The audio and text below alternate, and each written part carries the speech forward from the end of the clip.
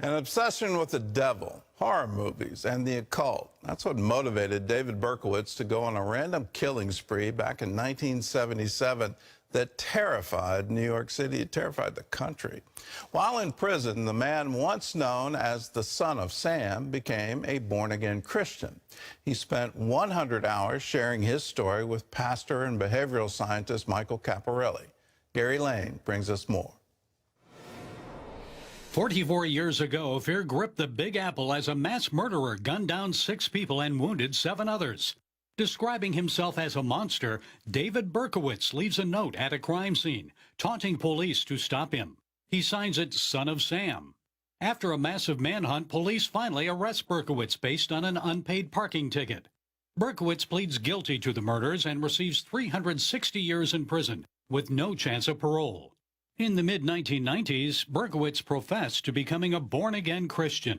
He reflected on his spiritual transformation during a 1998 prison interview with CBN's Scott Ross. The scars of the past are always going to remain and haunt me, but I've given my life to Jesus Christ, and he has let me know in his word that he's forgiven me completely.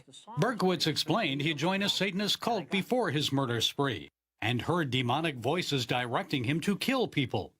Fast forward to 2022, when Pastor Michael Caparrelli, a PhD in advanced studies in human behavior, begins a case study on David Burkwitz. He conducts 34 prison interview sessions, a total of 100 hours with a man once known as the Son of Sam.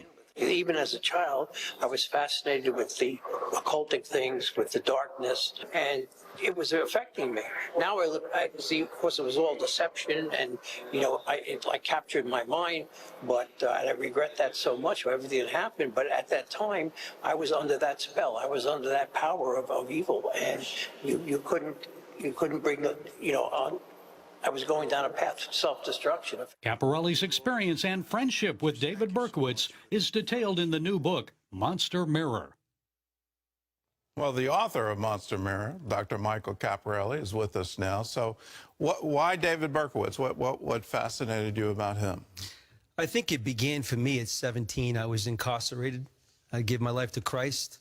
And from that day forward, my heart was bent towards those in prisons. I knew what it was like to be behind bars. I knew how receptive I was in that moment to the gospel. Heard David Burkwitz's testimony in the 700 Club back in the 90s. Wow. And I wrote a book a few years ago, prior book, mailed him a copy called Dr. Jesus, about mental health issues from a biblical perspective. Mm-hmm. And because I was both a clergyman that had an understanding of the supernatural, as well as a PhD in behavioral science, David thought that it would be I'd be a good person to tell the story, to be able to elaborate both on the psychological and the diabolical. Well, let's get into the diabolical with David Burkwitz. Following his arrest, he several times mentioned that he was obeying demonic voices. And then through I guess a series of interrogations from the FBI, he started recanting that it was an excuse to say the devil made me do it and that he had to own it. But now coming back again, he's saying, well, yes, indeed, that was true. How is that linked to what he did? Well, when David showed up in prison back in 1978, Attica, the environment was very contentious. There was a lot of harassment from inmates about his devil possession story. And I tell this story in the book. Mm-hmm. So he recanted the claims that the devil was involved. But today, David knows retrospectively, being a man now who's walked with Christ for 35 years, that Satan was very much involved. When I asked David to describe evil to me, he said, Mike, I got a little TV in my cell. It's about 16 inches. He said, I watch the Animal Channel. He said, and an animal, like a lion, will look at the herd and look for that one injured, vulnerable animal and will prey on that vulnerability. He said, I was that vulnerable kid, certain vulnerabilities, mental health factors that I describe in the book, mm-hmm. that he believes the enemy, being predatory in nature, the enemy preyed on those vulnerabilities. And then that led to mental breaks, which led to him killing innocents. This began at 6 years old. His story is detailed in the book. At 6, he begins with lighting his toys on fire. In fact, by the time he was arrested in 1977, he lit hundreds of fires in New York City. The NYPD found a journal with all his fires logged. So not only had he gunned down 13 people, but he had lit all these fires, really expressions of his anger, shame, isolation, all the themes that I discuss in the book, and discussing how these themes work in synergy with satanic influences. But the good news is, in 1988, the son of Sam became a son of God, and David's testimony is as bona fide as it gets. Yeah, he's a real Christian today, and you can hear the difference in his voice and how he looks and how he approaches the world. He's let's go back into today. In practically every day, we're seeing the face of evil in the headlines. Yes. And just this past weekend, Unspeakable Evil, where you go into a home and you kill children. You go into a bomb shelter and you slaughter everyone. You take women captive. It just, how does that come to be? You know, that's really one of the main questions that I'm asking in this book. It really is a book for anyone curious about crime, about violence, anyone who's struggling with mental health problems, because that's a question that David has often contemplated, is what drives senseless violence? I mean, violence that just doesn't make sense. We live in a country where there are 13 mass shootings a week in the United States, school shootings, mall shootings. So David, you know, his story, believe it or not, the closer I got to David, the more I realized he's not some monster from the abyss. I call it monster mirror because I was expecting to look into a monster. I found myself looking into a mirror, and I realized that the line between the psychopath and the population is a lot thinner than we like to believe. Jeremiah says it clearly, the heart of man is wicked and deceitful above all things. So in meeting David, I'm expecting to meet this monster, or at least his past, who he was. And I found themes that are really what I call a recipe for violence, ingredients that are in everybody's cabinet.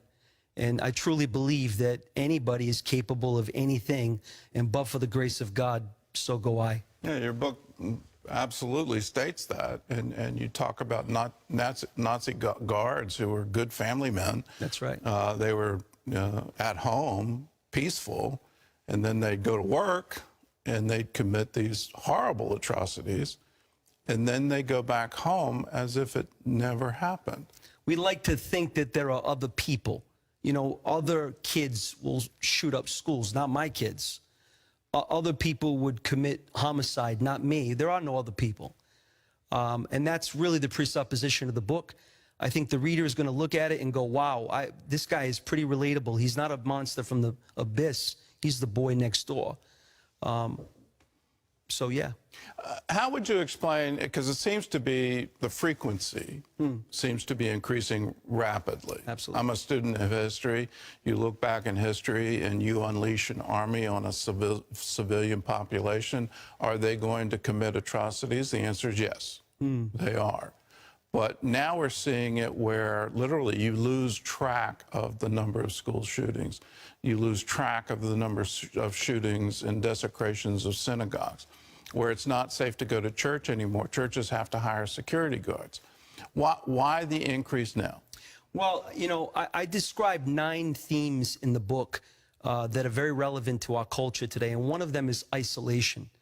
That might sound not accurate to describe America because we're very extrovert, but this is a very isolated nation. We are not collectivists. We are very individualistic, and isolation itself is a breeding ground for violence. I mean, God said it clear in Genesis 2.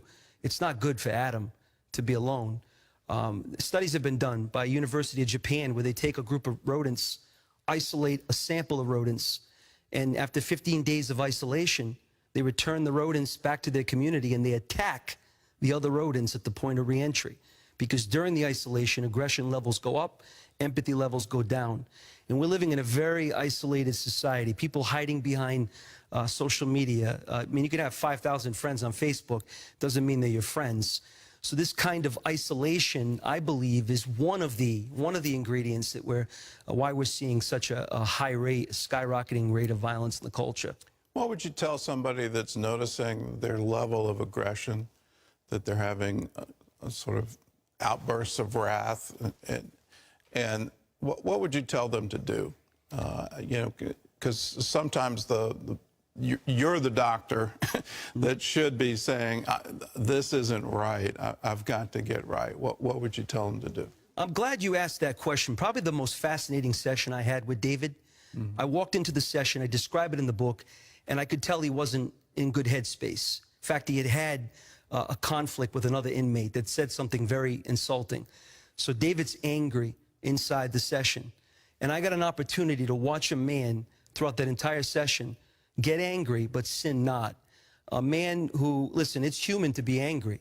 It's divine to manage that anger. I watched a man navigate through what was really underneath the anger, which was a lot of shame, a lot of fear. You know, talk about it. God asked Cain the question, why are you angry? The question is to explore what's underneath this. Cain never answered that question. Well, David did in the session. And we got into a real heart-to-heart discussion on what was really happening. And by the end of the session, just broke down in tears and said, you know, there was so much shame in what just happened with that inmate in the institution. So my counsel to anybody that's dealing with anger is you got to look underneath it. What's really happening? Because a lot of times anger is a cover-up emotion. It's a secondary response of the brain to masquerade more vulnerable feelings. And until you're willing to deal with the vulnerable feelings, you'll turn to the anger because the anger makes you feel powerful. What would you advise family members, neighbors? I mean, we're hearing the story again and again. I had no idea that this person was capable of doing this. Or we're hearing he was always a loner, or you know, there were other signs. What would you tell family members, friends, neighbors? What should they look out for? You know, David's often asked that question, looking back at his own childhood. Could something have been done to prevent what happened? David was a New York City boy. He was surrounded by people. Not this depiction of a loner, you know, like the Unabomber in the woods with a shaggy beard. He's a New York City boy. He's a part of baseball teams. He's a part of the Appalachian Mountain Club. Big difference between being with people and bonding with people. David was surrounded by people, but yet still felt alone. And I know that there are readers that are going to read this book and go, I know what it feels like to be in a crowd of people and feel still by myself. Probably as caretakers, as teachers, as ministers, if we could take an empathetic approach, empathy always paves the way to relationship. And hopefully through that empathetic approach, inspire someone to maybe open up and talk about what's really happening in their head. Yeah, get involved in community is a wonderful thing. Yeah, and let your church be a prime community. Well, Dr. Michael's book is called Monster Mirror, and it's certainly a timely book for today. For how you can get a copy, go to cbnnews.com. Thanks so much for being with us. Thank you. Yeah. And also, you can go to ariseandshine.org, David's website. Okay. All right.